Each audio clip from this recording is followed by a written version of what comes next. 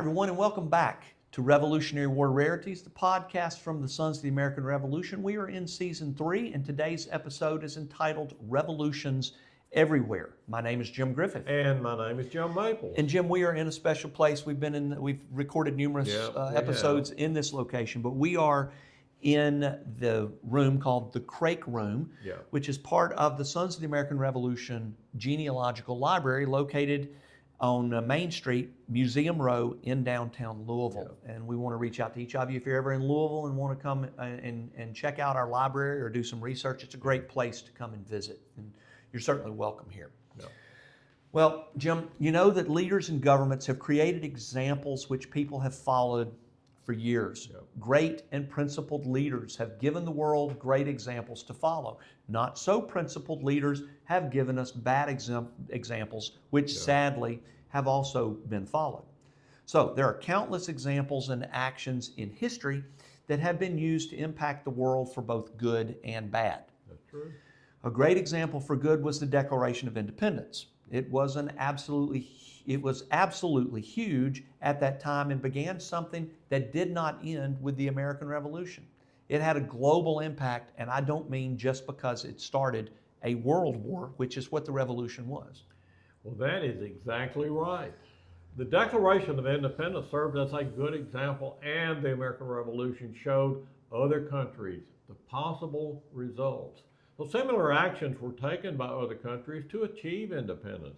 In fact, the American Revolution started an era referred to as the Age of Revolution, which covered the time period from 1760 to 1850.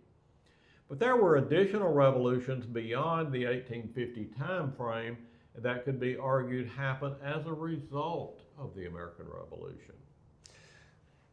So, technically, the Age of Revolution is defined as the time period in which there were numerous revolutions resulting in the change from monarchies to representative governments. And the American Revolution is generally considered the revolution that started the Age of Revolution by setting the example of what is possible. Now, it is important to also note that the Age of Revolution was occurring during the time of colonization across North and South American continents. England, France, and Spain were all competing for the resources of North America and were already controlling significant territory. So what was the second revolution after the American Revolution? Well, it's generally considered to be the French Revolution, which was formally started on May the 5th, 1789, just 5 days after George Washington became President of the United States. It is truly amazing when you think that the American Revolution was won significantly with the support of France. Then, just a few years later, France was in revolution. The French Revolution was a complex affair and occurred due to numerous issues, but was significantly financially and politically motivated. The French Revolution ultimately spurred the Napoleonic Wars, which triggered rebellions in Spain and Germany. Spain was significantly weakened by Napoleon. Spain's colonies in the Americas then began declaring their independence, and Spain was unable to do anything about that due to their weakened state after their wars with Napoleon. Portugal, Spain, Italy, Greece, Poland, Hungary, these are other European nations that experienced uprising during the Age of Revolution. Haiti, Ireland, Serbia, the Latin American Wars of Independence, Switzerland, Russia, Brazil. There was a wave of revolution that swept a significant portion of the globe, a hunger for independence, significantly inspired by the American colonies, but also significantly fueled by regional challenges and conflicts.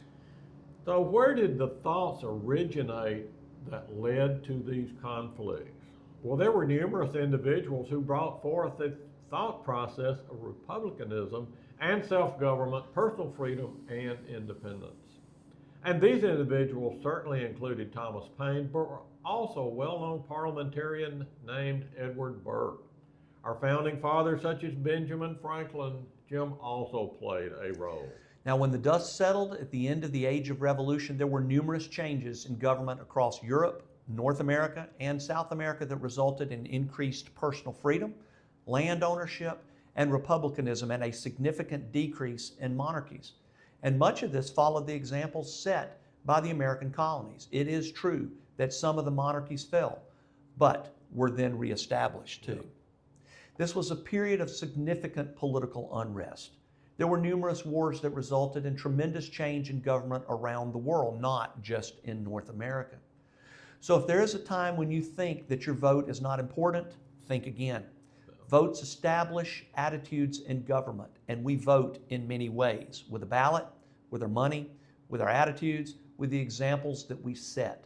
And examples that are set can have a long-lasting and wide scope of impact. Our examples can set things in motion for good or for bad. And the American Revolution absolutely did that for good. Yeah. Some of the results of the American Revolution were good and some were bad. Many people lost their lives, not just in the Americas, but across the globe. After the American Revolution, most of Europe was in chaos due to political unrest. But after the dust settled, many of the ideas that originally formed during the Age of Enlightenment were brought into power through a variety of constitutions, some of which exist to this day. And the Constitution of the United States is the longest surviving written charter of government in the world today. Even after all of the revolutions and wars that have happened since its original implementation, our Constitution survives. Through all of the challenges that it has faced in the last 250 years, it still stands today. Obviously, our prayer is that it will continue to stand for many, many years to come. For more information about this topic, we suggest reading The Age of Revolutions in Global Context, circa 1760 to 1840, by David Armitage and Sanjay Subramaniam, available at your local library or wherever books are sold. And that, my friends, is a Revolutionary War rarity. My name is Jim Griffith. My name is Jim Maples, and we thank you again for joining us today. Please be sure to join us again in 2 weeks for the next episode of Revolutionary War Rarities. It's been a production of the National Society, Sons of the American Revolution, www.sar.org.